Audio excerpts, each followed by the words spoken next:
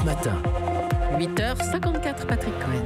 Bonjour Philippe Vandel. Bonjour Patrick. L'info média du jour. Des infos vraies sur les fake news. Mardi, la ministre de la Culture, Françoise Nyssen, a donné les contours de la future loi contre les fake news.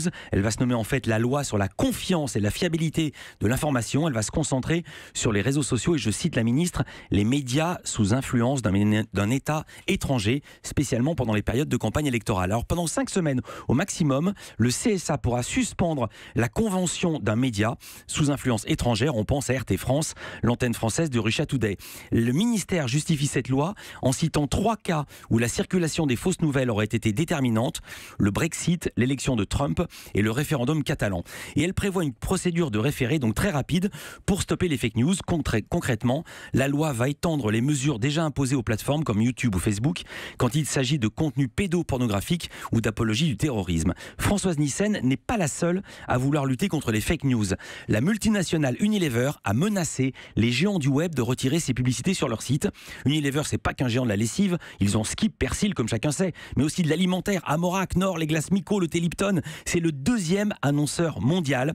Et Keith Weed, son directeur marketing, a menacé: Unilever n'investira plus dans les plateformes qui ne protègent pas nos enfants, qui sèment la division dans la société et favorisent la colère et la haine. En clair, Unilever cible les sites qui véhiculent des fake news, des propos racistes, sexistes, terroristes, mais également la propagande russe, encore, notamment lors de l'élection américaine. Se sont sentis visés Google et Facebook. Et là, ça change tout.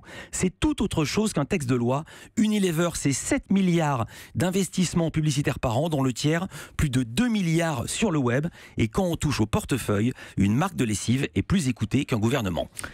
Votre émission à 9h30, Village Média, Philippe Vandel.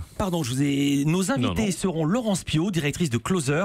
On va parler de la bataille de l'héritage de Johnny Hallyday, mais également de la bataille des journaux pour avoir des scoops. Et justement, nous serons aussi avec Marc Feuillet, directeur général du Figaro, qui lance pas moins de 4 nouveaux magazines cette année. Merci, à tout à l'heure Philippe Vandel. Europe 1.